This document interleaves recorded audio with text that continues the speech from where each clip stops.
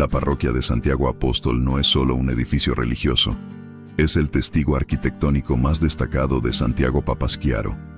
Este documento permite mostrar detalladamente su estructura y su arte sacro.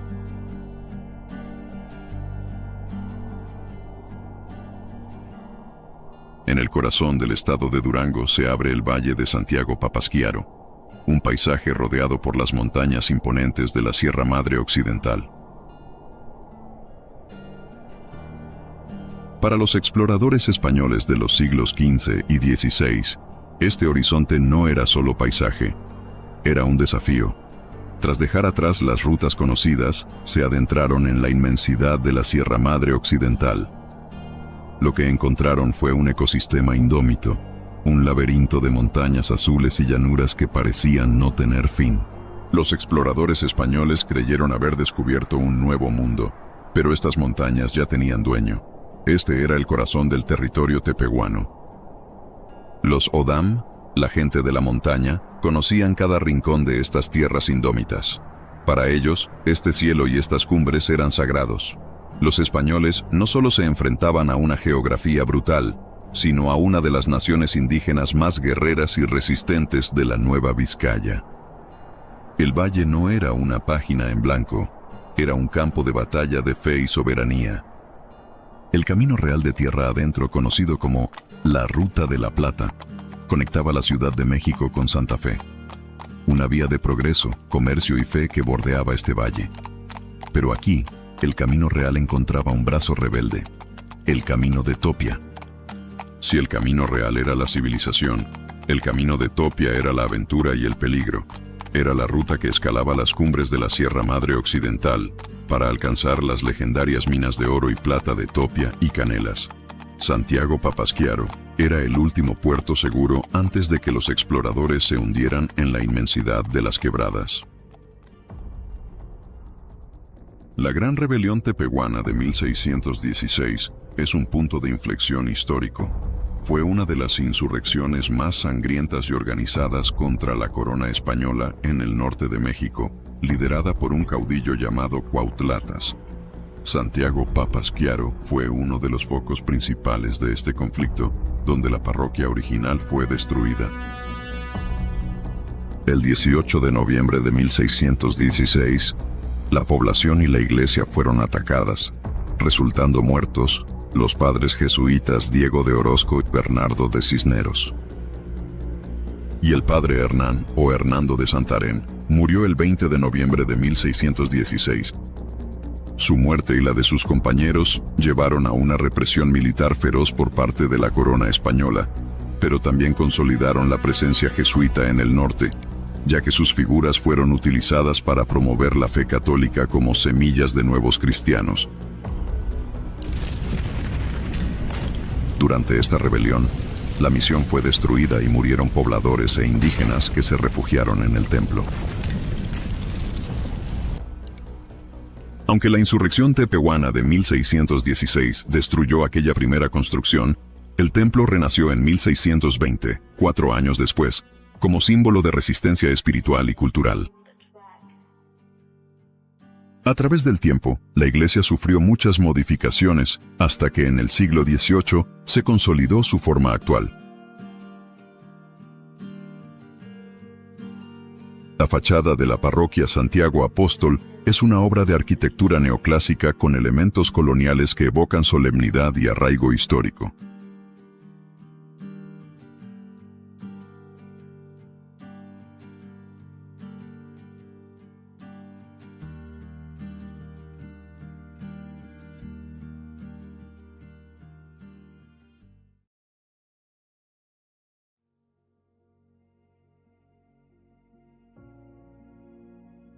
La fachada del Templo de Santiago Apóstol en Santiago Papasquiaro pertenece principalmente a una arquitectura de tradición colonial novohispana, con influencias barrocas sobrias y elementos clásicos, típica de los templos levantados por órdenes religiosas en el norte de la Nueva España.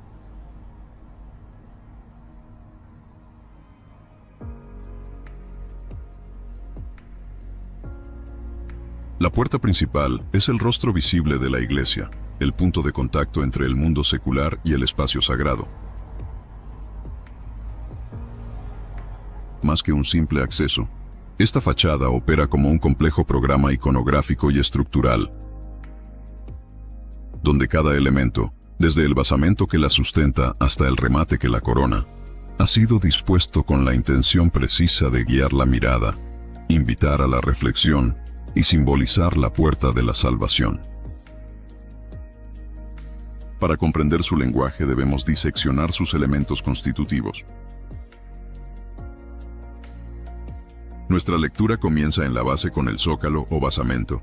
Este cimiento, en su rol de zócalo sanitario, cumple una función crítica al aislar estructuralmente el muro vertical de la humedad subterránea, garantizando la estabilidad y la durabilidad de todo el conjunto. Elevamos la mirada hacia el eje central dominado por el vano de entrada principal. La monumentalidad de este acceso se define por su remate superior, el arco de medio punto. El arco se conforma mediante la disposición precisa de las dovelas, piezas de sillería que, al distribuir las cargas, permiten la apertura de este portal. Flanqueando este acceso se erigen los soportes verticales, las pilastras o columnas adosadas. Estos elementos no solo aportan un ritmo estético a la composición, sino que actúan como contrafuertes visuales, recibiendo y transmitiendo el peso del entablamento o cornisa. Esta franja horizontal demarca la transición y el remate formal del primer cuerpo.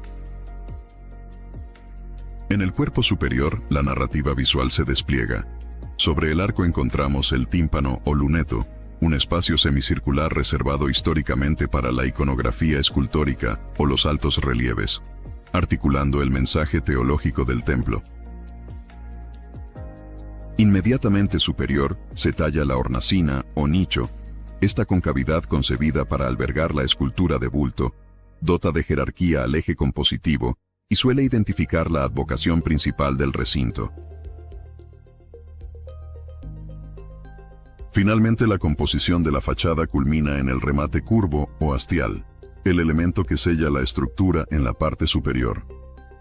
Y en su centro la ventana del coro alto o vano del sotocoro, una abertura de diseño esbelto, cuya función esencial es la iluminación cenital del área del coro interior, vinculando el espacio interno con la luz exterior.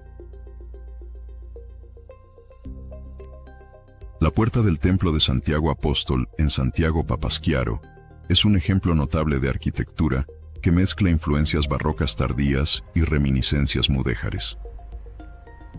En la ventana superior de la puerta principal está la imagen del Señor del Santo Entierro. Es una de las imágenes más veneradas de la región, famosa por un milagro de sudoración documentado. Y en la hornacina o luneta está la escultura de Santiago Matamoros, que es el santo patrono del templo y de la ciudad. Santo Santiago Apóstol se le reconoce de dos maneras iconográficamente hablando. Arriba del caballo blanco con un estandarte, con la espada, luchando contra los moros, es decir, contra los musulmanes que habían invadido la gran parte de España, ¿sí? Y que cuando viene Isabel la Católica y Fernando, rey de España, empiezan a expulsar a los musulmanes, se le decía Santiago Matamoros. Con el paso del tiempo en muchos templos de México, como el de Santiago Papasquiaro, la figura predominante es la de Santiago Apóstol, más pastoral y pacífica. Pero en otras regiones se conserva la tradición del Santiago a caballo, mezcla de ambas iconografías. En muchas iglesias de la Nueva España, antes de que las torres tuvieran relojes mecánicos, el tiempo se leía en piedra, en las fachadas, en los muros del atrio o en un contrafuerte iluminado. Los relojes de sol marcaban las horas de oración y las labores del día. Con un simple gnomon y el paso silencioso de la sombra, aquel dispositivo unía ciencia, fe y vida cotidiana. Algunos fueron obra de artesanos indígenas, que con precisión ancestral trazaron líneas que aún hoy siguen funcionando. Muchos se perdieron. Otros siguen ahí esperando que alguien vuelva a leerlos. Los relojes de sol no se colocaban al azar. Su ubicación tenía que cumplir dos funciones: recibir el mayor número de horas de luz directa posible, ser visibles para el pueblo y para quienes tocaban las campanas. En el caso de la parroquia Santiago Apóstol, el reloj de sol está en la fachada principal, que se encuentra orientada al sur, lo cual permite que reciba la mayor cantidad de luz solar. En la época medieval y en la Nueva España, los templos marcaban el tiempo con las horas canónicas, que eran momentos de oración. Aunque un reloj de sol marcaba la hora solar, su función estaba muy ligada a estas horas religiosas. Prima, hora del despertar y del inicio del trabajo. Los monjes rezaban agradeciendo el nuevo día. Tercia, momento del fortalecimiento espiritual. Recuerda la bajada del Espíritu Santo en la vida cotidiana. Era cuando empezaban las labores formales del día. Sexta, hora más luminosa del día, momento de la oración del Ángelus. Simboliza la presencia de Dios, el sol en el punto más alto del cielo. Nona, recuerda la hora de la muerte de Cristo, momento de pausa y reflexión antes del cierre de la jornada.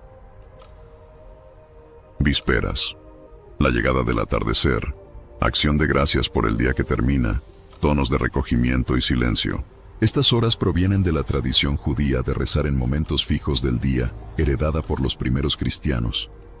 En la Edad Media los monasterios organizaban toda su vida en torno a estas horas, marcadas por campanas y relojes de sol.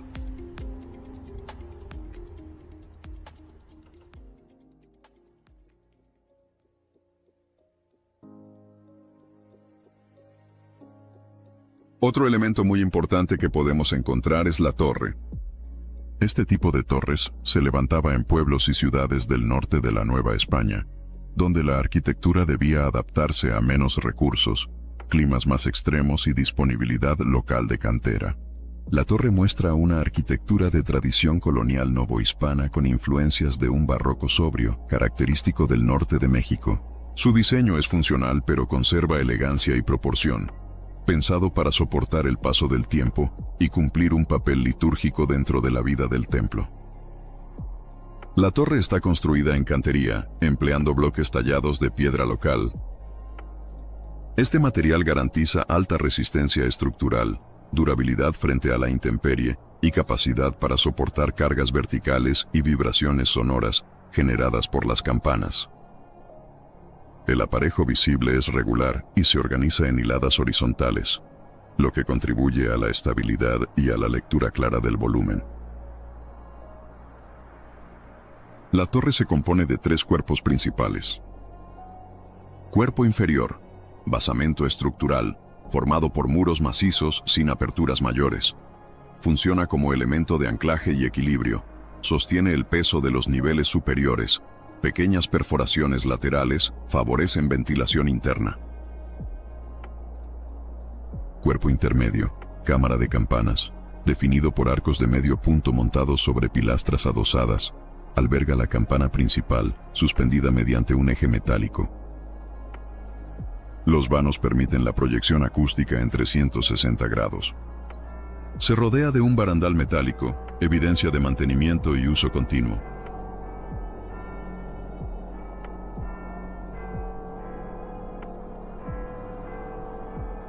Cuerpo superior, reloj y remate. Consta de 3 elementos clave: tambor octogonal con nichos y arcos ciegos que aligeran visualmente el volumen. Reloj público integrado en uno de los paños, cuya caja se inserta en un marco moldurado. Remate con cruz de hierro, que funciona como vértice simbólico y punto más alto de la estructura.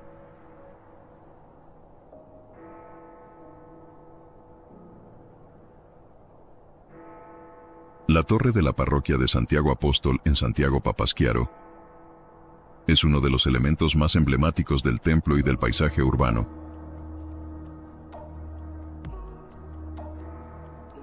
Su arquitectura combina función práctica, simbolismo religioso y presencia comunitaria.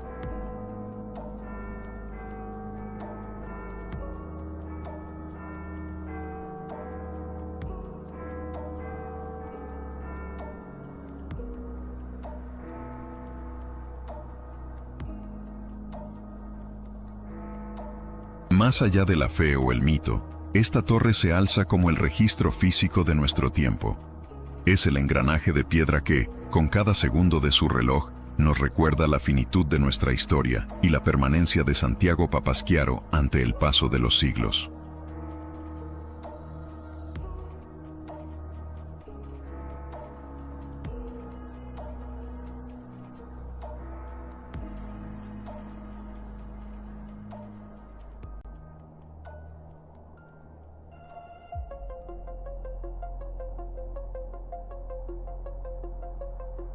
El gobierno de Porfirio Díaz impulsó la instalación de relojes públicos como parte de su proyecto de modernización nacional.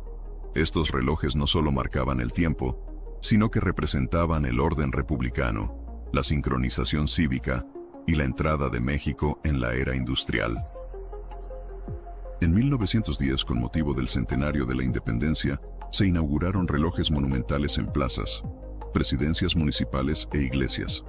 Empresas como Hauser Civi y Relojería La Esmeralda participaron activamente en la fabricación e instalación de estos relojes.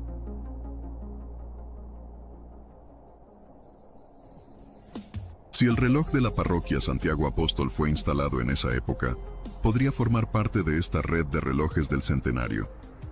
Esto lo vincula no solo con la historia local, sino con el proyecto nacional de modernización porfiriana.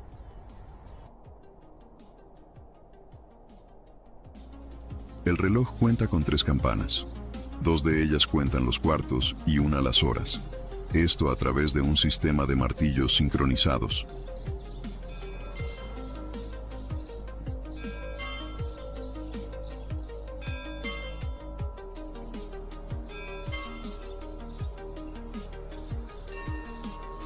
El sonido de sus campanadas marcando las horas y las medias horas es parte del paisaje sonoro de Santiago.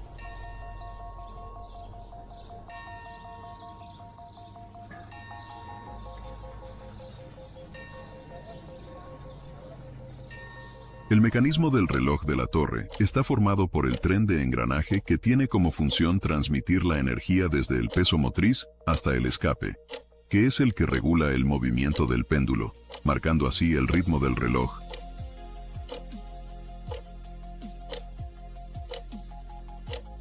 El péndulo tiene una longitud de 1.5 metros.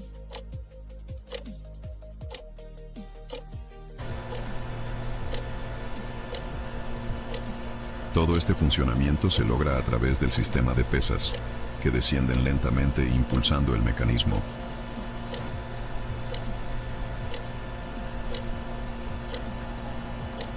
También cuenta con un sistema de sonería, el cual se encarga de la activación del sistema de martillos.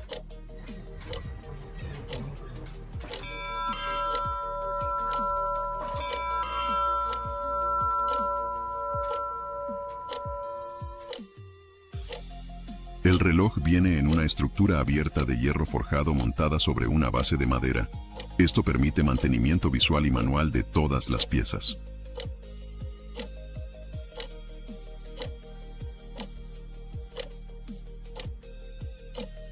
El reloj y su estructura tienen 128 años hasta el día de hoy y, como pueden observar, aún sigue en funcionamiento. Antes ahora sí que del 70, pues se le tenía que dar cuerda manual, tenía que subir y darle cuerda. Duraba de aproximadamente entre 8 o 15 días, dependiendo a veces el clima. En 1970 se le cambió el mecanismo de cuerda tradicional a un mecanismo eléctrico, que es el motor que tiene ahí. Es en el momento que bajan las 3 pesas, a cierto punto se activa el mecanismo y en automático empieza a girar la polea, que hace que suban las cuerdas y se dé cuerda otra vez.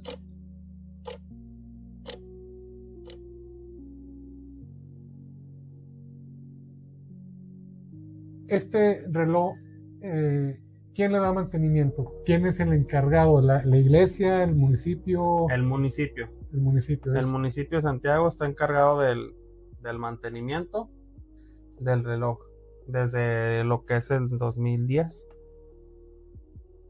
Ese es el aparato que contiene las melodías. Y cuando son cada tercera hora, a partir de las 6 de la mañana hasta las 9 de la noche, hace que se activa y hace que suene cada melodía.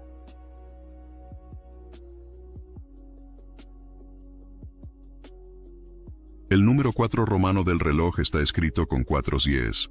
Esto se debe a que existen dos formas de escribir el número 4 romano: el sustractivo, que consiste en la resta, v menos i, y el aditivo, es el que ves en los relojes. Se llama aditivo porque simplemente suma las unidades 1, más 1, más 1, más 1, es igual a 4. Es la forma antigua o tradicional.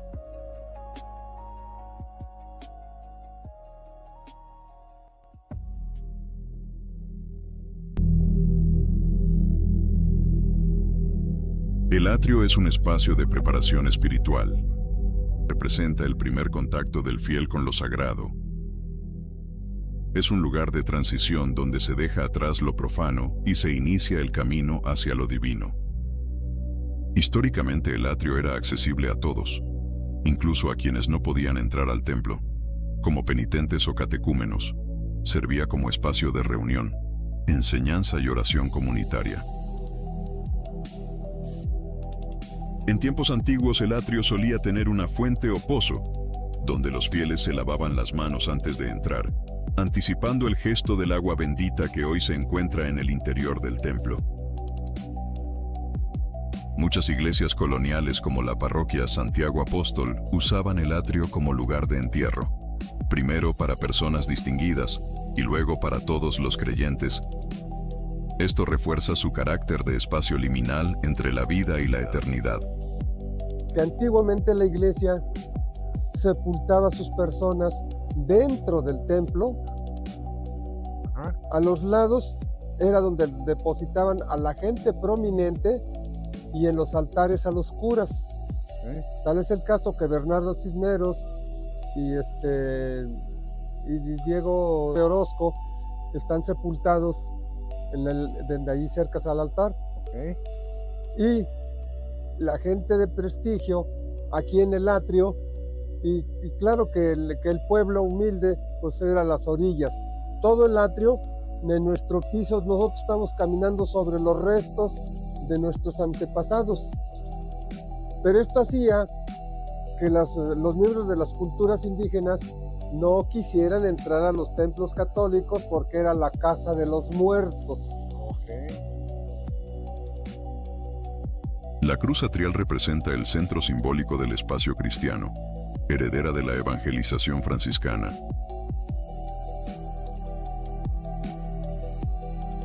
Es un lugar de encuentro antes y después de la misa, espacio de espera, de conversaciones y contemplación.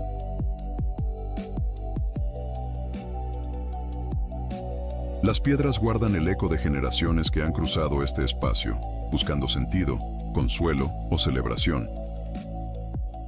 Es el corazón abierto del templo. El atrio es más que un espacio arquitectónico. Aquí donde la piedra se desgasta bajo los pasos del pueblo, comienza y termina cada celebración.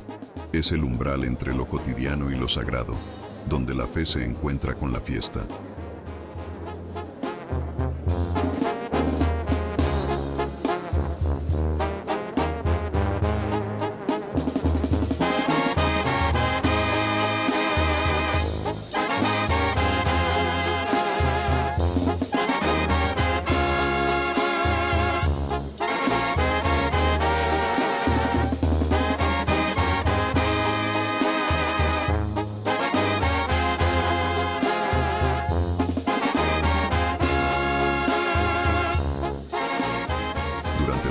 El atrio se transforma, se cubre de colores, aromas, música y devoción.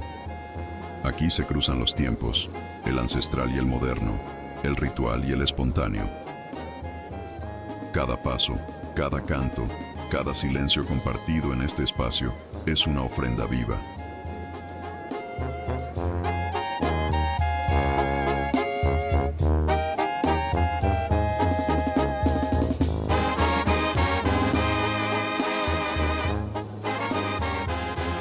El atrio es el espacio donde el pueblo se reconoce, no importa si hay música o silencio, si es día de fiesta o de duelo.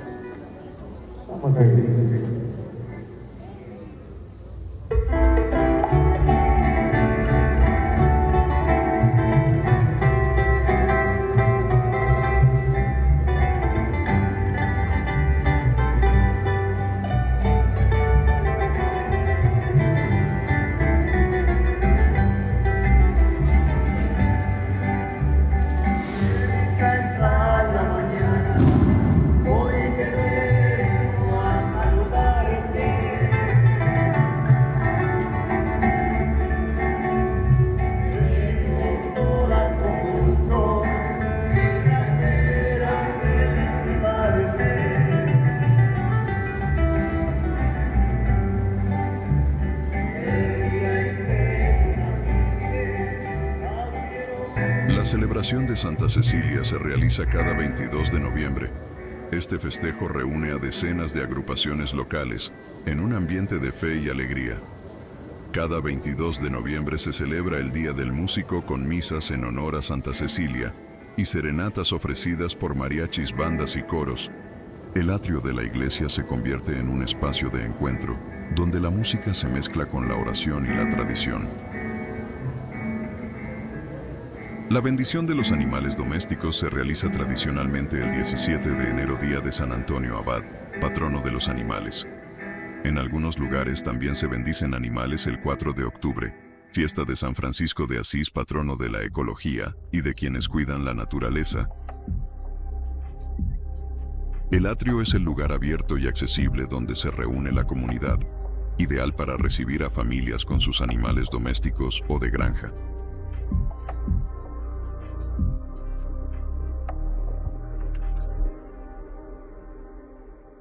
En Semana Santa, el atrio de la iglesia se convierte en un escenario central de las celebraciones, porque es el espacio donde la comunidad se reúne para vivir los momentos más solemnes del calendario litúrgico.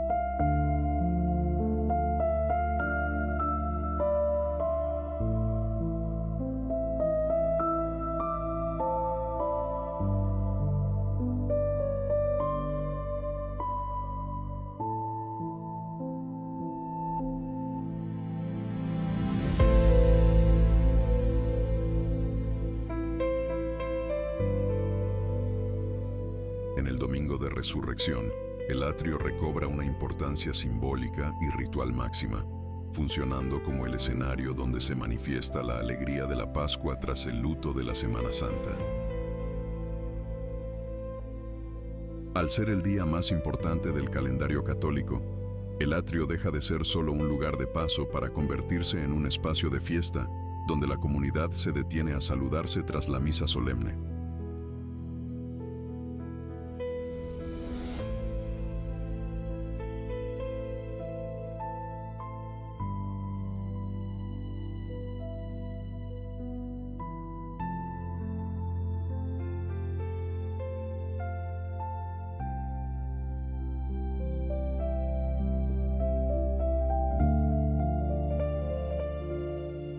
Los monaguillos, también llamados acólitos, desempeñan un papel fundamental en las ceremonias católicas, tradicionalmente niños y jóvenes, aunque hoy también participan niñas y adultos, que asisten al sacerdote en el altar durante la misa y otras funciones litúrgicas.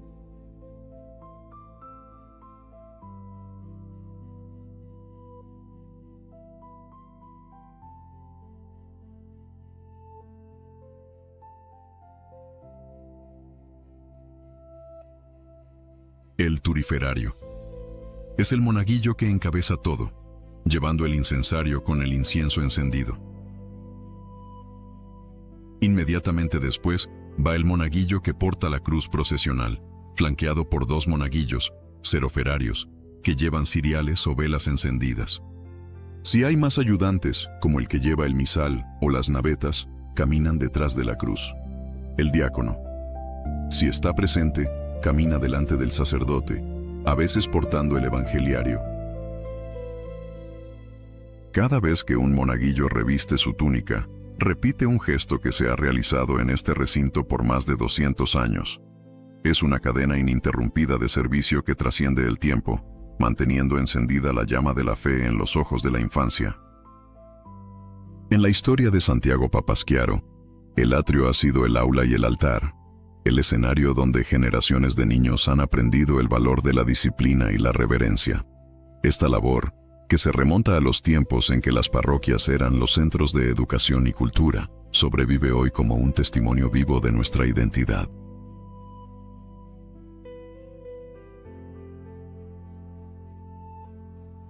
Más que ayudantes, ellos son el rostro más joven de la comunidad católica.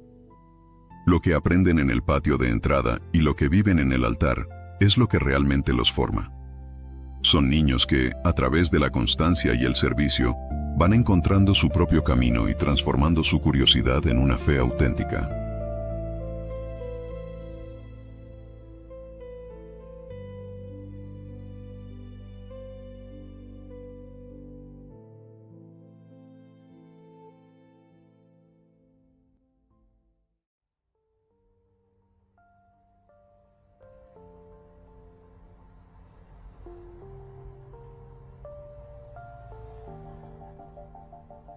El tránsito entre el mundo exterior y el sagrado es un viaje de los sentidos y del espíritu.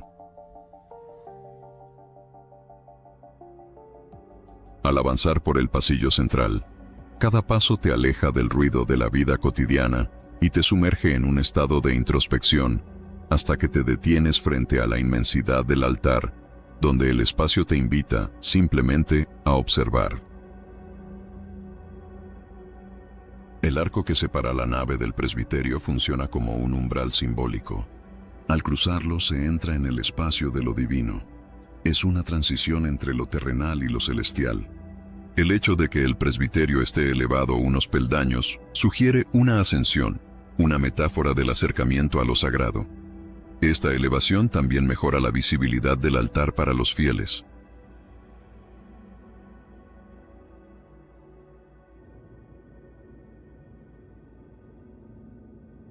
En el presbiterio de la iglesia encontramos 2 elementos fundamentales, el altar y el retablo. Aunque están juntos, cumplen funciones distintas.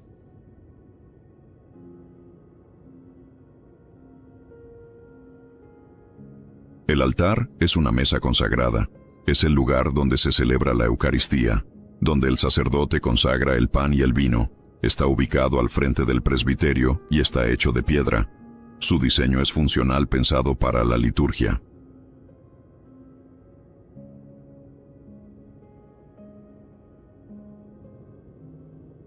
El retablo, en cambio, es una estructura vertical que se coloca detrás del altar. Su función es decorativa y catequética.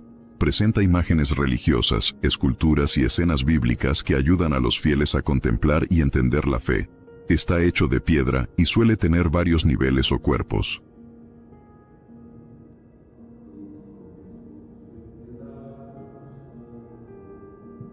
Mientras el altar se usa para la acción litúrgica, el retablo sirve como fondo visual narrativo.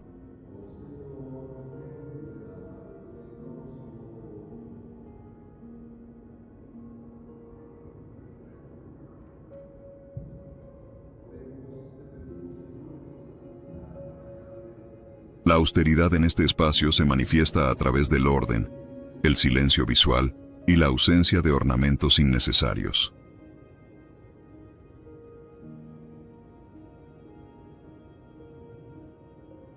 El retablo permanece como una obra fija que enmarca el espacio sagrado. Este retablo presenta en su lado derecho a la Virgen María en su advocación de la Inmaculada Concepción. De su lado izquierdo se encuentra el Señor San José, con el niño Jesús en sus brazos. Estos representan a la Sagrada Familia. En el nicho central se encuentra la imagen de Santiago Apóstol, y en el área superior del retablo encontramos una imagen de la paloma que representa el Espíritu Santo.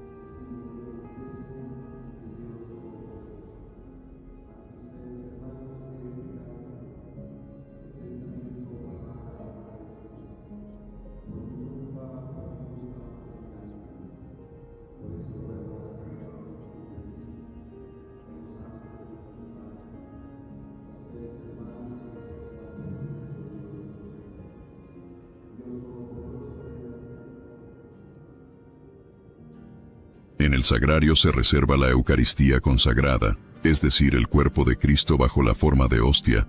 Según la doctrina católica, allí Cristo permanece verdaderamente presente, incluso fuera de la misa. Por esta razón, el sagrario es objeto de veneración profunda. Los fieles se arrodillan ante él, hacen la señal de la cruz al pasar. Muchos acuden a orar en silencio frente a él, reconociendo que están en presencia del Señor. Suele estar al centro del retablo mayor, enmarcado por elementos que lo exaltan: columnas, ángeles dorados, símbolos eucarísticos.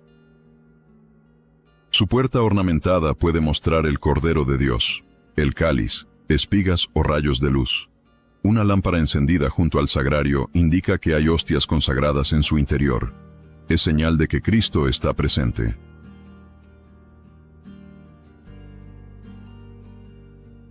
En la tradición cristiana, especialmente en la liturgia católica, los candelabros del altar no son simples elementos decorativos, poseen un profundo simbolismo espiritual y litúrgico.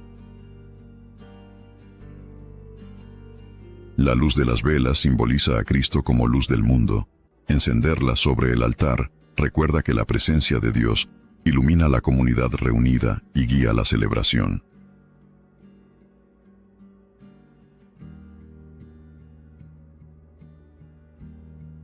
Colocar candelabros a ambos lados del altar subraya la sacralidad de la Eucaristía. Su presencia indica que lo que se celebra allí es un acto sagrado.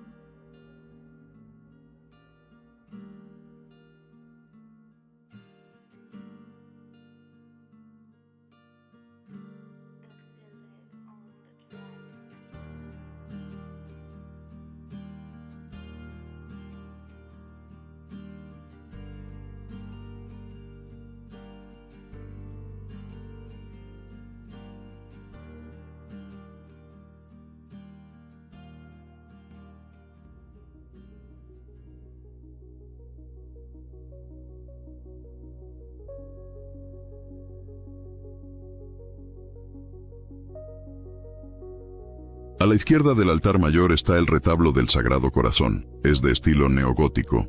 Se observan arcos ojivales, pináculos y estructuras verticales. La figura del Sagrado Corazón ocupa el lugar axial y focal. Todo el retablo está organizado en torno a ese eje. En la parte inferior del retablo encontramos las figuras de la Inmaculada Concepción, San Martín de Porres, San Isidro Labrador, San Nicolás de Bari, también conocido como San Nicolás de Mira, y la imagen de Nuestra Señora del Sagrado Corazón. En este espacio también encontramos la pila bautismal. La importancia de la pila bautismal en la Iglesia Católica es profunda y se resume en varios puntos cruciales. La función principal de la pila bautismal es ser el recipiente del agua bendita que se utiliza para impartir el sacramento del bautismo. El bautismo es el primer y más fundamental de todos los sacramentos. El Catecismo de la Iglesia Católica lo llama el pórtico de la vida en el Espíritu, y es la puerta que abre el acceso a los otros sacramentos: confirmación, Eucaristía, penitencia, unción de los enfermos, orden sacerdotal y matrimonio.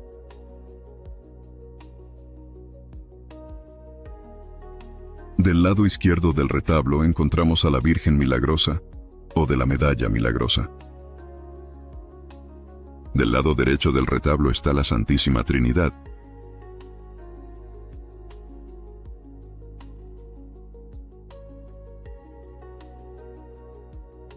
A la derecha del altar mayor encontramos el retablo de San Judas Tadeo. La estructura es de un estilo neoclásico, con columnas acanaladas de fuste liso y capiteles dorados que sostienen el tablamento decorado con motivos geométricos dorados. Este altar, más que una pieza decorativa, es un espacio espiritual donde convergen la devoción, la historia y la identidad de una comunidad que mantiene viva su tradición religiosa. En el nivel central destaca la imagen de San Judas Tadeo, apóstol y patrono de las causas difíciles, con túnica verde y manto dorado. Sobre él, en el nivel superior, se encuentra la figura de San Francisco de Asís, con su hábito marrón, símbolo de humildad y servicio. El Cristo de la Pasión, vestido con túnica púrpura y coronado de espinas, recuerda el momento en que Jesús fue humillado y presentado al pueblo como exe homo. Significa en latín, he aquí el hombre. Y es la frase que pronunció Poncio Pilato al presentar a Jesús coronado de espinas y vestido con un manto púrpura ante el pueblo.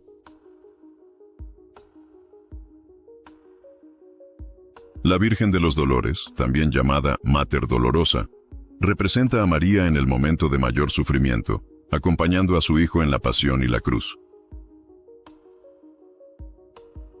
San Francisco de Asís fundó la Orden de los Frailes Menores y las Clarisas, inspirando un movimiento de renovación espiritual en la Edad Media. Las Clarisas son la Orden de las Hermanas Pobres de Santa Clara. El retablo de la Virgen del Carmen se encuentra en el ala izquierda del templo. El retablo combina elementos neoclásicos con influencias barrocas tardías. Presenta columnas estriadas y capiteles corintios típicos del neoclasicismo. Inspirados en la arquitectura greco-romana, reflejan equilibrio, orden y solemnidad, los frontones triangulares y las líneas simétricas. El diseño es muy proporcionado buscando armonía visual, algo característico del neoclásico. El uso de piedra clara refuerza la sensación de pureza y estabilidad espiritual. Detalles decorativos moderados, aunque hay ornamentación, no es excesiva. Esto lo diferencia del barroco más recargado. Este tipo de altar es común en iglesias restauradas o construidas entre los siglos XVIII y XIX en América Latina, cuando el neoclasicismo sustituyó al barroco colonial. La Virgen del Carmen es una de las advocaciones más queridas de la Virgen María dentro del mundo católico. Su origen se remonta al Monte Carmelo, en Tierra Santa, donde los primeros ermitaños carmelitas la adoptaron como su patrona en el siglo XIII. Es venerada como madre protectora y guía espiritual, y se le atribuye el don de interceder por las almas del purgatorio.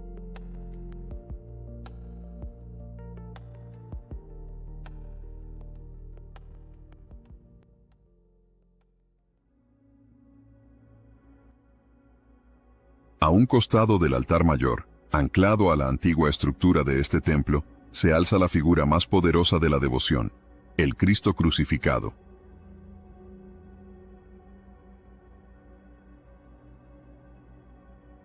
Este Cristo es el corazón inmutable del templo. Día tras día, atestigua la liturgia, la esperanza y las penas de la comunidad. Su presencia silenciosa y constante es el recordatorio físico del compromiso entre lo divino y lo terrenal. Ubicado en esta nave lateral o capilla, encontramos al Señor del Santo Entierro. Esta advocación prominente en la tradición católica, especialmente durante la Semana Santa, presenta a Cristo yacente en su sepulcro tras la crucifixión. La figura, usualmente tallada con un realismo anatómico sorprendente, muestra el cuerpo inerte, envuelto en un sudario dentro de una urna de cristal.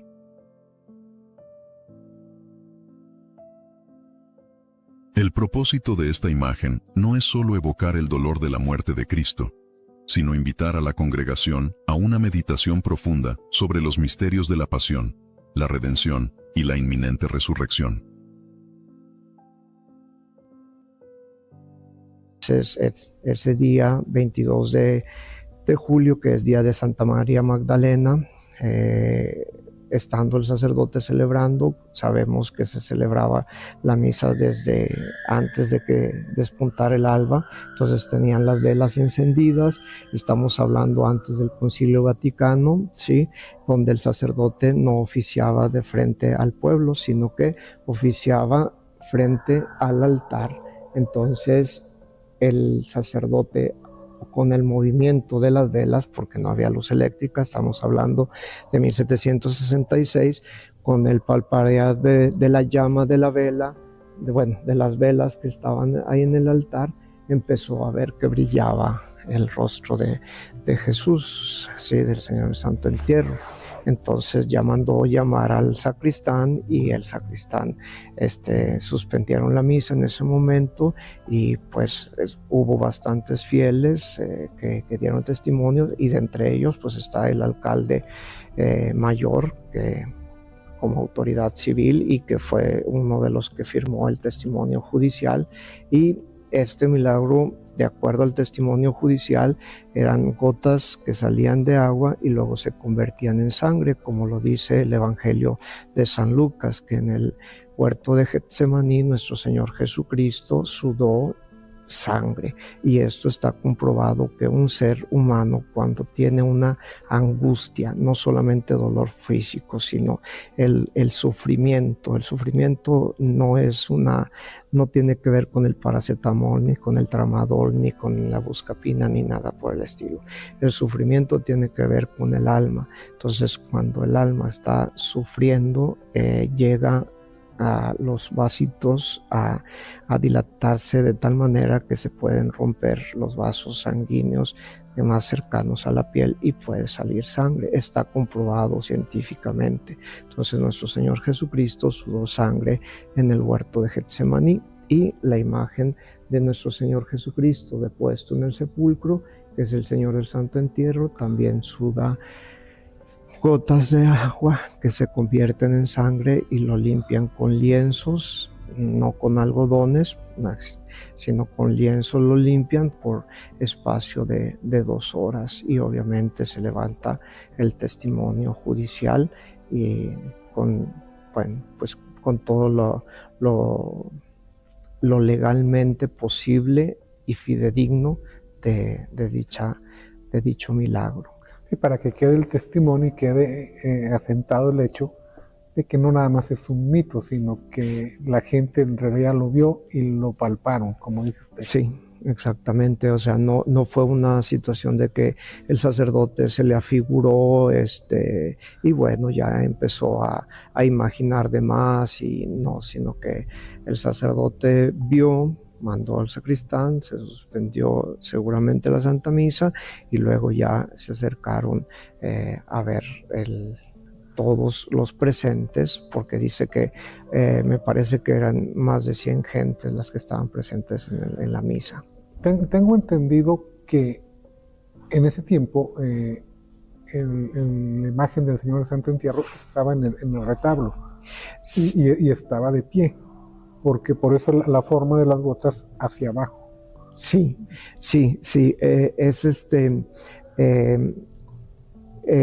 Es un Cristo que venía, es para estar clavado, sí, o sea, para estar crucificado, perdón. Se le dice, este tipo de imágenes tiene movimiento en las articulaciones, sobre todo en los hombros, ¿verdad?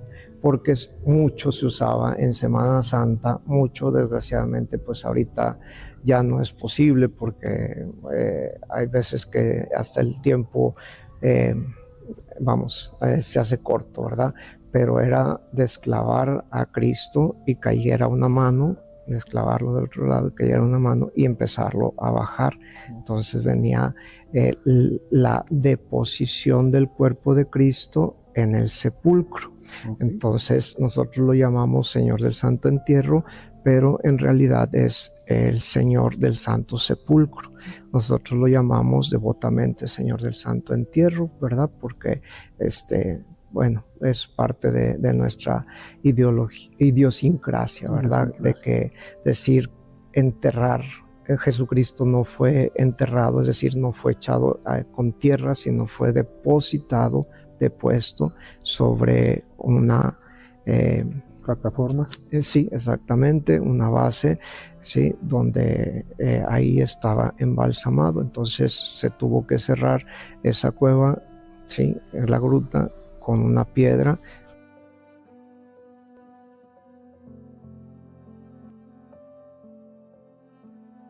En Santiago Papasquiaro se guarda un relato que es al mismo tiempo leyenda, mito y tradición. Leyenda, porque cuenta la llegada misteriosa de una imagen sagrada. Mito, porque revela el sentido profundo de la fe y la identidad de un pueblo. Y, finalmente, la tradición, porque cada año revive en la fiesta del 22 de julio, cuando el Señor del Santo Entierro vuelve a ser presencia viva entre sus devotos. Así, sin tiempo ni olvido, permanece como corazón espiritual de la comunidad.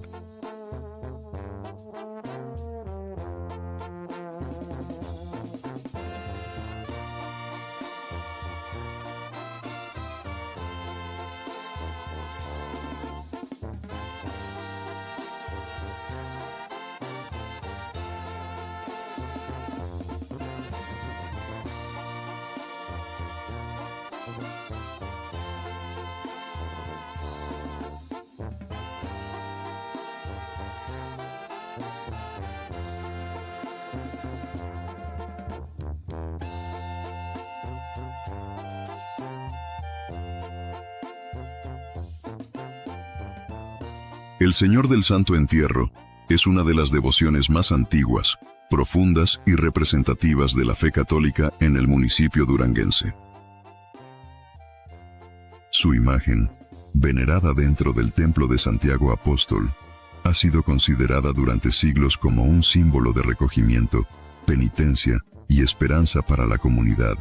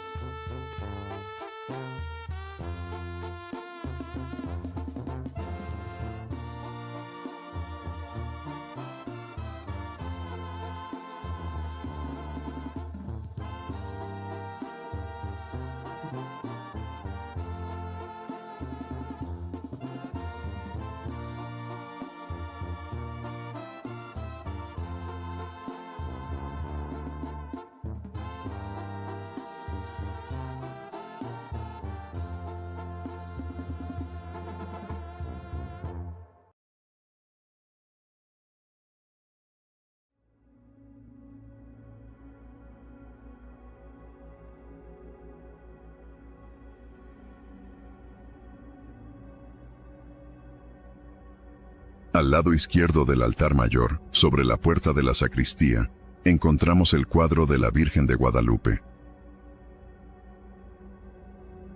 Esta obra del arte mueble novohispano no solo enmarca una imagen, enmarca una era. Su estructura es un manifiesto del barroco mexicano tardío, llevando al límite la densidad ornamental que define al estilo churrigueresco. Observemos la maestría en la talla a relieve completo. La madera dorada en pan de oro se libera en volutas, hojas de acanto y figuras que, con su volumen, buscan fundirse con el espacio sagrado. Esta opulencia formal es una expresión tangible de la fe, pero también de la riqueza minera y comercial que cimentó las élites de la Nueva Vizcaya durante el siglo XVIII. La luz que inunda la nave no es accidental. Es filtrada a través de los vitrales que, en su diseño, cumplen una doble función. Por un lado, protegen el interior de los elementos, y por otro, son portadores de narrativas bíblicas o hagiográficas. El color y la intensidad de la luz que proyectan están calculados para evocar una sensación de trascendencia y para resaltar los puntos focales del espacio, como el altar y los retablos. Aunque muchos de los vitrales en iglesias antiguas han sido reemplazados o restaurados, los existentes en Santiago Apóstol contribuyen a la atmósfera general del templo.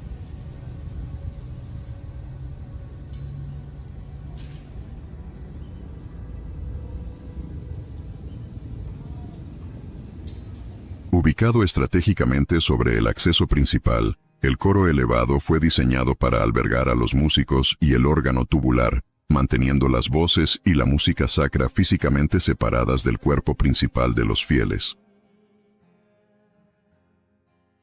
Esta separación no era solo acústica, sino también jerárquica, asegurando que el canto y la polifonía se enfocaran en la glorificación divina, sin interrumpir directamente la concentración de la congregación.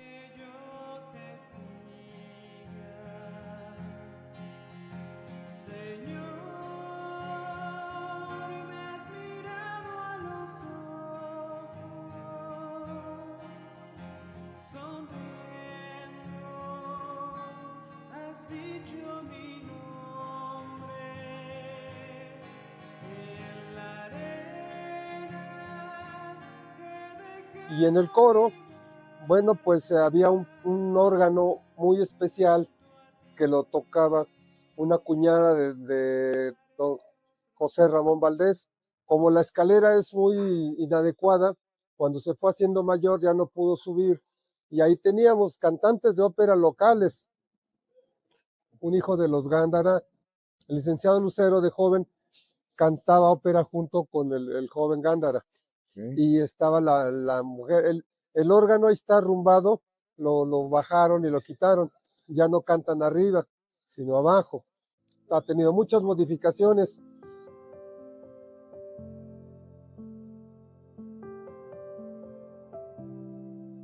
Ubicado sobre el arco del altar mayor, encontramos un emblema heráldico tallado en piedra.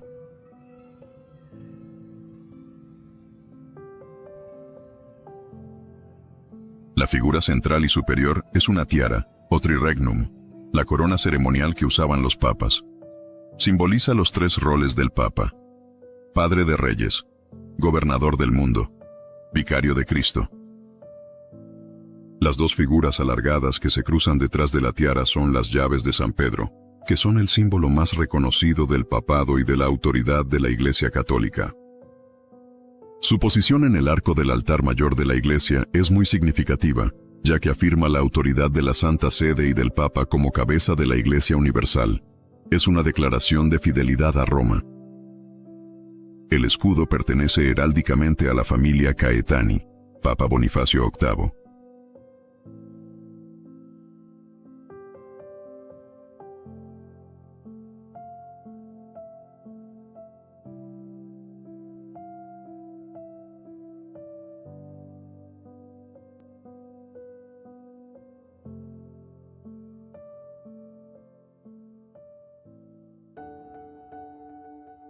El arte sacro no solo decora los muros de un templo, guarda la memoria de un sacrificio. Ante nosotros, 14 estaciones talladas en madera nos invitan a recorrer el camino de la cruz. Un sendero de fe que ha marcado la historia de la humanidad durante siglos. Todo comienza en la primera estación. Jesús, sereno y cautivo, escucha su sentencia de muerte ante un tribunal humano. Es el inicio de un peso que no le pertenece. A medida que avanzamos, vemos gestos de consuelo en medio del dolor.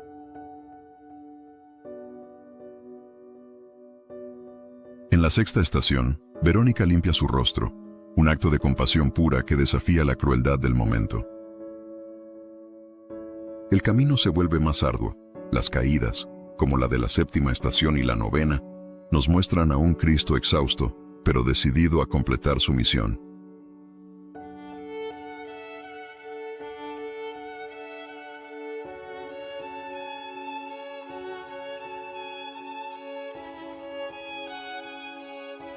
En la octava estación, se detiene un instante para consolar a las mujeres de Jerusalén, recordándonos que incluso en el sufrimiento extremo hay lugar para la empatía.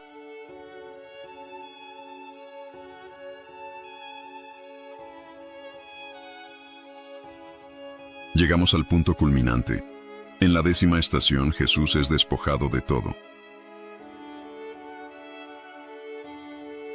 En la undécima y la duodécima, el madero se eleva y el sacrificio se consuma en el silencio absoluto de la cruz. Es el momento donde la muerte parece tener la última palabra. El descenso de la cruz en la 13ª estación y la sepultura en la 14ª cierran este ciclo de dolor. Pero este no es un final, sino una espera. Al igual que en la 14ª estación el cuerpo de Jesús es puesto en el sepulcro, las ceremonias en Santiago Apóstol enfatizan que la sepultura no es un final, sino un descanso en espera de la vida eterna. En este silencio compartido, la esencia de quienes partieron no se desvanece. Aquí, la memoria se vuelve oración, y la muerte se rinde ante la promesa de que, tras la última estación, la vida siempre vuelve a florecer.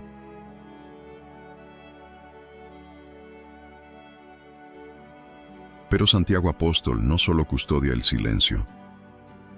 Por aquí han caminado velos cargados de sueños, y manos que, al entrelazarse frente al altar, juraron construir el futuro.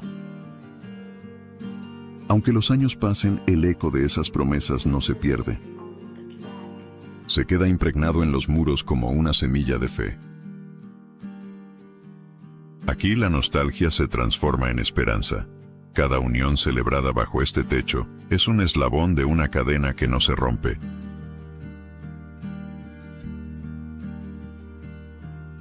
El testimonio de que el amor, bendecido por este cielo de madera, sigue floreciendo generación tras generación.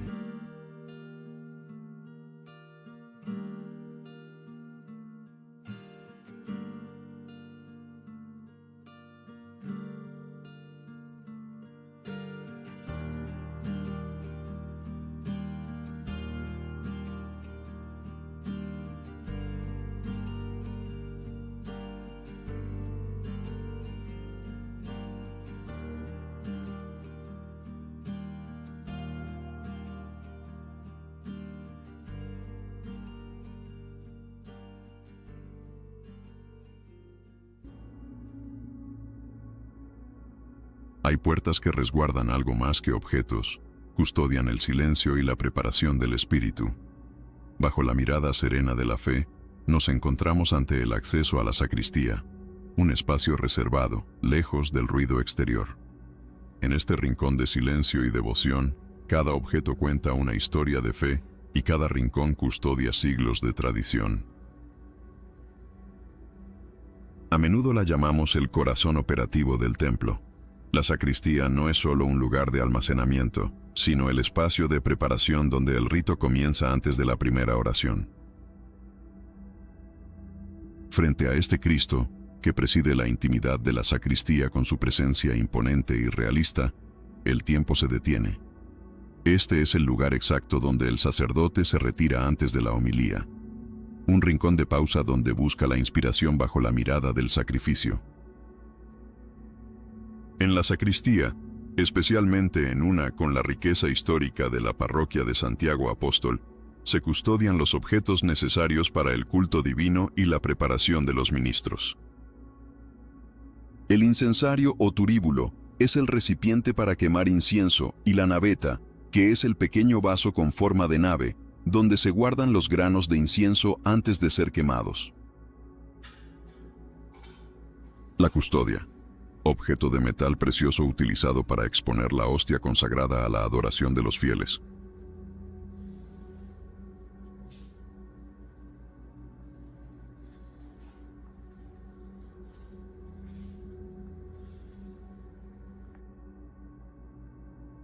Casullas.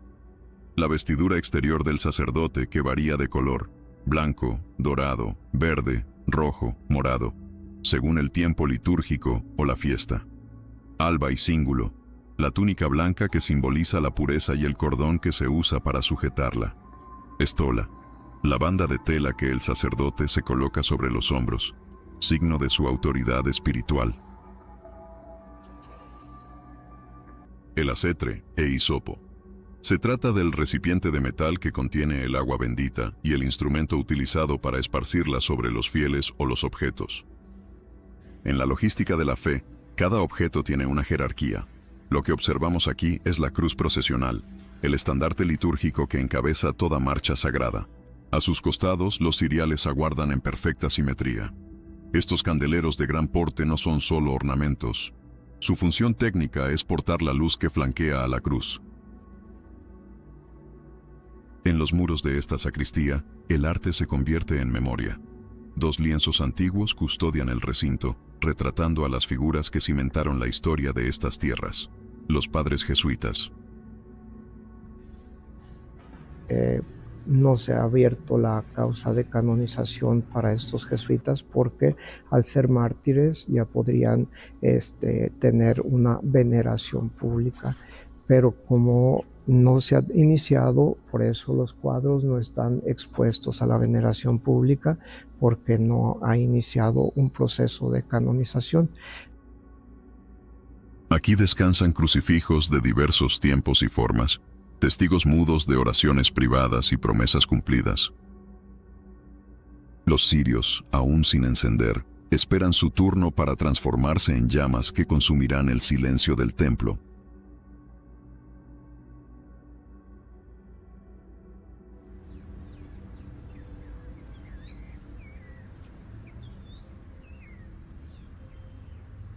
Este espacio no es solo una bodega de objetos preciosos, es el corazón donde el pasado jesuita, el arte colonial y la devoción actual se funden en un solo respiro.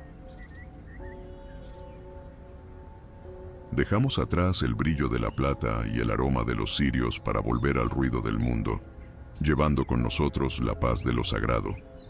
La sacristía cierra sus puertas, resguardando sus tesoros bajo la vigilancia eterna de sus mártires, hasta que la próxima campana llame de nuevo a la celebración. Las entradas laterales de la parroquia de Santiago Apóstol no son solo puntos de acceso, son elementos arquitectónicos que definen la circulación y la estética del edificio, conectando la vida del atrio con la solemnidad del interior. Las portadas presentan un trabajo de cantera labrada que destaca sobre los muros lisos. Una de ellas muestra un arco de estilo polilobulado o con influencias mudéjares, lo cual le otorga una elegancia distintiva que eleva la importancia de la entrada.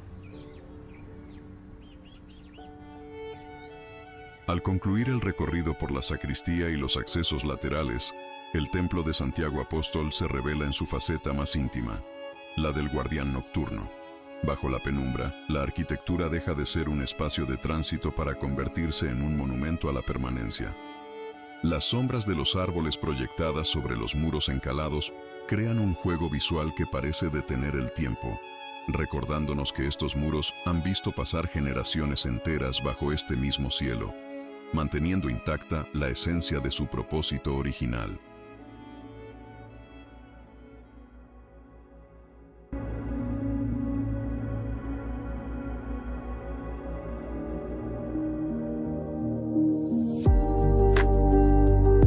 Por más de 3 siglos, la Iglesia de Santiago Apóstol ha sido el corazón de la vida comunitaria en Santiago Papasquiaro. fungiendo como la sede principal de la fe y el registro sacramental.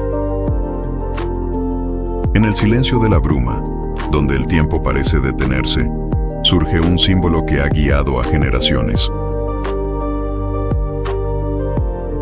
Hoy, esta cruz no solo marca un camino, sino un destino de gracia. Lo que comenzó como un templo de piedra, se eleva hoy por el fervor de su gente. La historia de este venerable edificio ha marcado un punto de inflexión. La sede parroquial se ha trasladado, y el antiguo templo ha sido elevado a la categoría de santuario diocesano. Esta transición no es solo un cambio de nombre, es un profundo reconocimiento canónico al valor intrínseco del templo. Al ser declarado santuario, la iglesia adquiere un estatus especial como centro de peregrinación y devoción. Mientras que la parroquia se enfoca en la administración cotidiana de los sacramentos y la vida pastoral local, el santuario se erige como un lugar de atracción regional, nacional e incluso internacional, debido a la antigüedad del recinto. El arte que contiene, como el que hemos documentado, y la devoción popular que históricamente se le ha profesado, han sido formalmente reconocidos por la autoridad eclesiástica, confiriéndole un estatus especial como centro de peregrinación y refugio espiritual para toda la diócesis. Este acontecimiento subraya que el valor de la fe y el patrimonio de Santiago Papasquiaro trasciende lo local. El antiguo templo de Santiago Apóstol se consagra no solo como un testigo del pasado, sino como un foco de encuentro y peregrinación para las generaciones futuras, reafirmando su papel central en la identidad y la historia de Durango. El 5 de diciembre de 2025 se llevó a cabo la elevación canónica de la parroquia Santiago Apóstol a Santuario del Señor del Santo Entierro y de Santiago Apóstol. Bienvenidos al amanecer de una nueva era, el momento en que nuestra casa se convierte en santuario, un refugio eterno para el alma.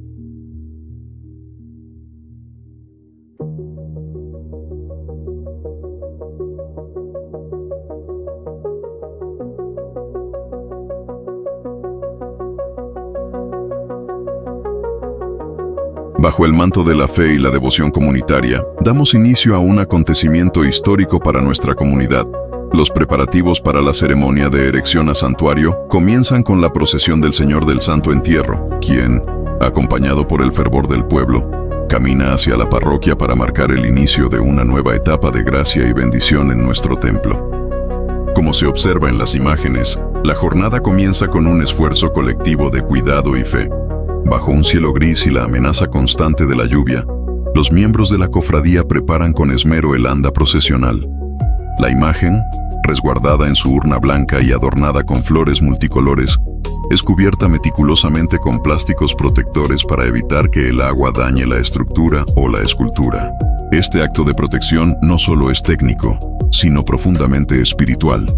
Representa el compromiso del pueblo por preservar su tesoro más sagrado mientras se alistan para recorrer las calles húmedas de la ciudad, marcando el inicio de un trayecto solemne hacia el templo de Santiago Apóstol.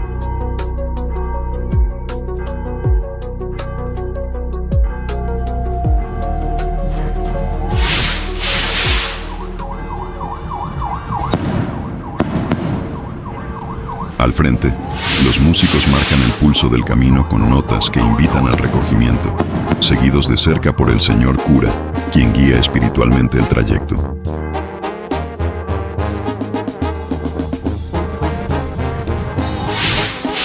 Tras ellos, las distintas cofradías avanzan portando sus estandartes, formando un pasillo de honor para lo más importante.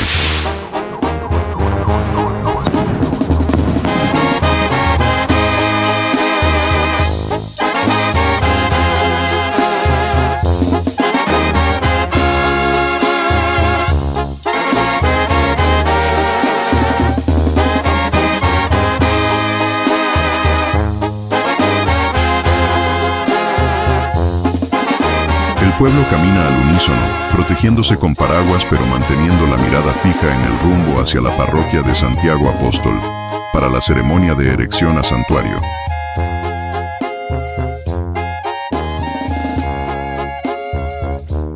Entonces aparece la imagen del Señor del Santo Entierro, imponente y serena, custodiada por sus fieles guardianes.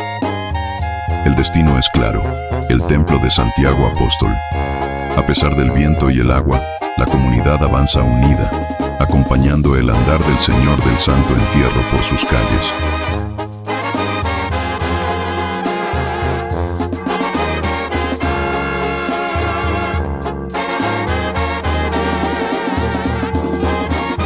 A ambos lados de la entrada, las distintas cofradías y grupos religiosos sostienen con orgullo sus estandartes y banderas. En el centro del pórtico destaca la presencia del obispo y los sacerdotes invitados, quienes, revestidos con sus ornamentos litúrgicos blancos, aguardan la llegada del Señor del Santo Entierro para darle la bienvenida oficial a su casa.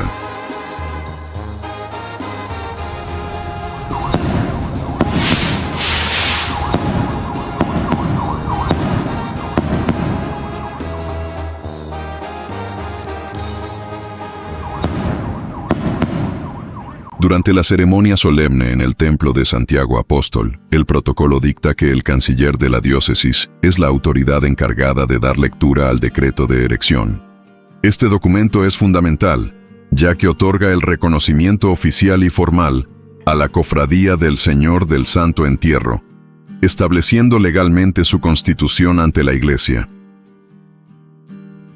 Que el señor cura de esta comunidad, el presbítero licenciado Víctor Manuel Solís, ha solicitado que el mencionado lugar sagrado sea reconocido como santuario arquidiocesano.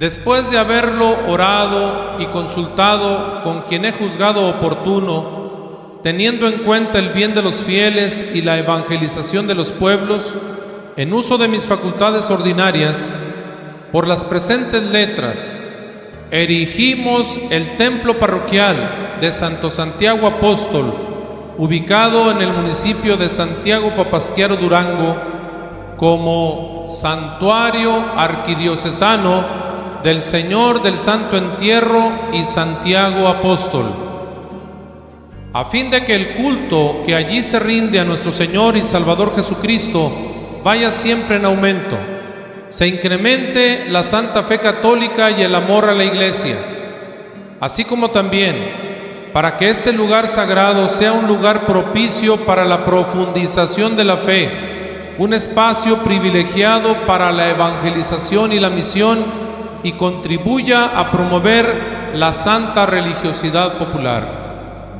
El santuario queda al cuidado pastoral del párroco de la parroquia de Santo Santiago Apóstol, de acuerdo con los estatutos que con este acto aprobamos.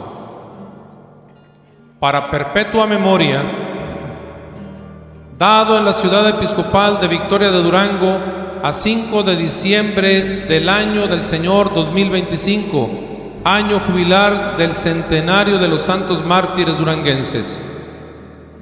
Faustino Armendáriz Jiménez, arzobispo de Durango. Presbítero licenciado José de la Luz Guerrero Aro, canciller.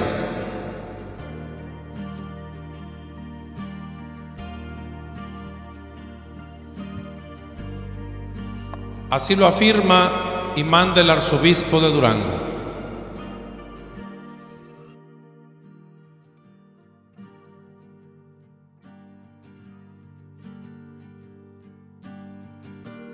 En virtud de la autoridad que la Iglesia me confía, confirmo y establezco la erección de este templo como santuario diocesano del Señor del Santo Entierro y Santo Santiago, destinado a acoger a los peregrinos, fortalecer la fe del pueblo y promover la devoción de los misterios de la Pasión Redentora y el Apóstol Santiago.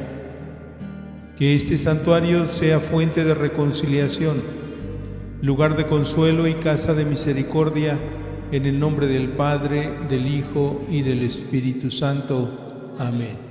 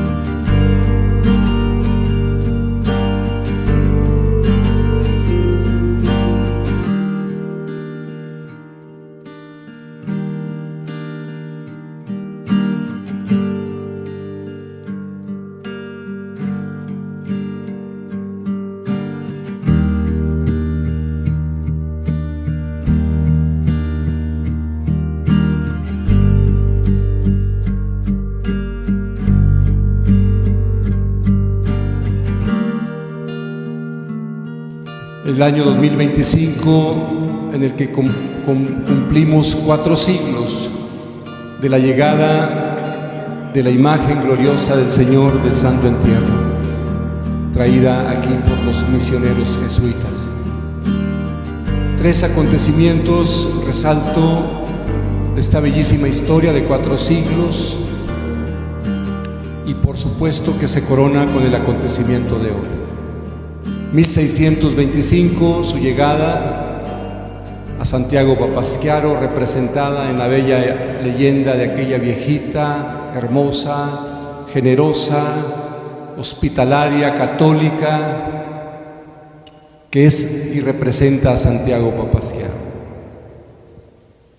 1766, la sudoración de agua y sangre, copiosas gotas, dice el documento judicial firmado por el alcalde de aquel tiempo y el párroco, y toda la gente y la comunidad que lloraba y que se agolpaba en torno al templo ante ese acontecimiento. Un 22 de julio de 1766. Y tercero, en el año de 1973, la imagen sufrió un siniestro incendio que devoró prácticamente gran parte de su cuerpo, toda su cabeza, su cabellera, su dentadura, sus ojos, siendo arzobispo el excelentísimo señor don Antonio López Aviña, que inmediatamente se trasladó aquí a Santiago Papasquiaro, y fue él personalmente quien mandó traer un restaurador de Zacatecas para que tengamos hoy otro milagro más de ese amor que quiere seguir manifestándose en una bella imagen del Cristo del Padre, del ungido que nos llama, hermanos, hoy a ser depositarios de este amor incalculable. Y se corona aquella imagen que llegó hace 400 años, que sudó hace 260 años, que se quemó y se restauró hace 52 años. Hoy, esa imagen que alberga este templo de Santiago Apóstol, la parroquia, el templo parroquial de Santiago Apóstol, hoy se corona con la erección canónica de este santuario al Señor del Santo Entierro y Santiago Apóstol. Un momento histórico, cierto, un momento de gracia para toda la comunidad, para toda la región, para todo el pueblo creyente que vive por estos bellos lugares. Gracias a Dios, gracias a toda la comunidad por este legado, nuestros padres, nuestros abuelos, nuestros antepasados que nos dejan esta riqueza, esta herencia de una religiosidad popular que hace de la parroquia de Santiago Apóstol, hoy santuario del Señor del Santo Entierro y Santiago Apóstol, un contenedor de religiosidad popular, de piedad popular, para recibir con los brazos abiertos, como lo que es un santuario, a los peregrinos, a las peregrinaciones. Aquí, hermanos, viviremos esta experiencia con mayor entereza y gran entusiasmo de fe.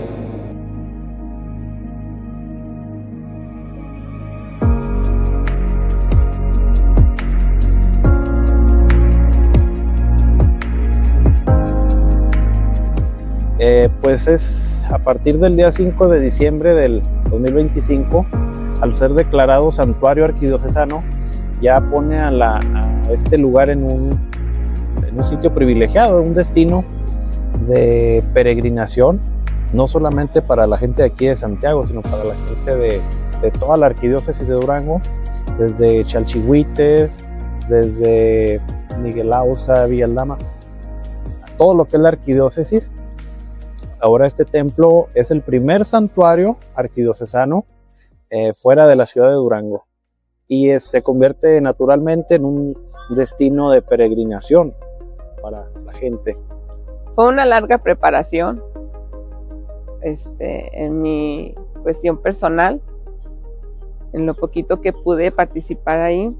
Sí, en la cuestión de que teníamos que cambiar documentación, como que aún no nos acostumbramos al hecho de que ya es santuario, todavía lo vemos como parroquia. En la preparación de la celebración, en la recepción de Monseñor Faustino, en la invitación a cada uno de los grupos, de las comunidades, de sacerdotes. Fue papeleo, sí fue papeleo, fue programar todo lo que se iba a hacer en cuestión de celebración, procesión.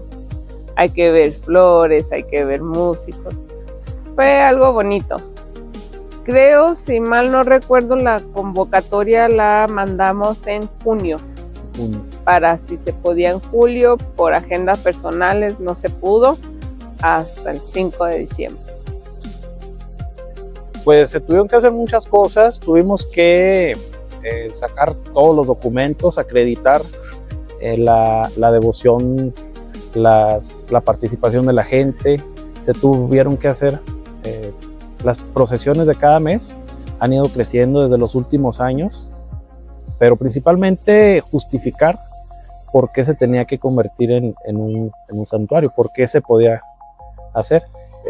Afortunadamente hay mucho material de dónde sacar, muchos documentos, escritos, está muy bien documentado, afortunadamente, lo del Señor Santo Entierro aquí en la parroquia.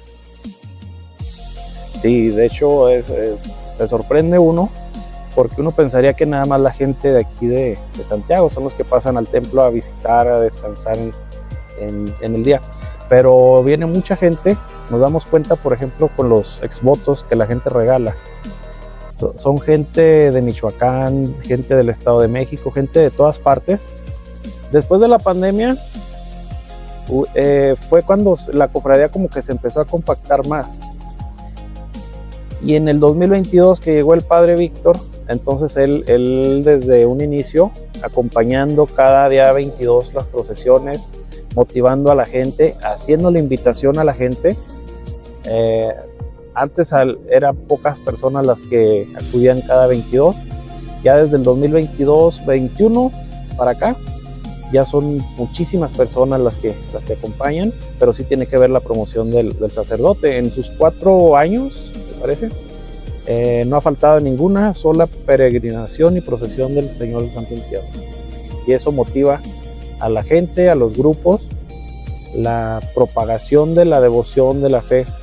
Es una responsabilidad que tienen todos los miembros de la cofradía, que es participar, que es venir cada día 22, que es difundir esa devoción, esa historia, y pues la riqueza cultural que tiene el pueblo de Santiago a través de la fe y la historia en este lugar, como es el Museo del Señor Santo Entierro. Cuidar todo lo que abarca ese proyecto. Al fin se le puso el nombre del Señor Santo Entierro a este templo, y que se le puso junto con Santiago Apóstol, porque es como un reconocimiento a años de cariño, de amor y devoción que ha tenido el pueblo de Santiago a su Señor del Santo Entierro. Por eso me da mucha alegría que al fin se le da el título. Y aparte, pues bueno, pensábamos en un inicio que iba a ser santuario de la región, no imaginábamos que iba a ser un santuario ya de la arquidiócesis. Con la conclusión de esta etapa, se abre un nuevo capítulo. Santiago Papasquiaro entrega a la arquidiócesis un santuario que es, a la vez, memoria y destino. Un espacio donde la historia se detiene para permitir la reflexión, y donde la permanencia del símbolo asegura que la identidad de este pueblo se mantenga firme ante el paso de los siglos. Al final, el santuario arquidiocesano queda como un testigo inmutable ante el avance de la modernidad. Es el recinto sagrado donde la devoción y el legado de los antepasados se entregan a las nuevas generaciones como un faro de esperanza y un puerto de consuelo. Aquí, El silencio de los muros ofrece aliento al afligido y paz al peregrino, transformando la herencia de los siglos en una promesa viva que sostiene el espíritu de Santiago Papasquiaro.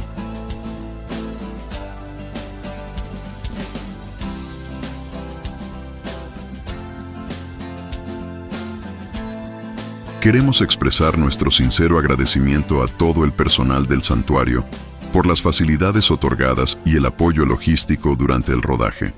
Su guía fue fundamental para capturar la esencia de este espacio único. De igual manera, agradecemos profundamente a los entrevistados que participaron en esta producción. Sus perspectivas y relatos han aportado la profundidad y autenticidad que este documental buscaba transmitir.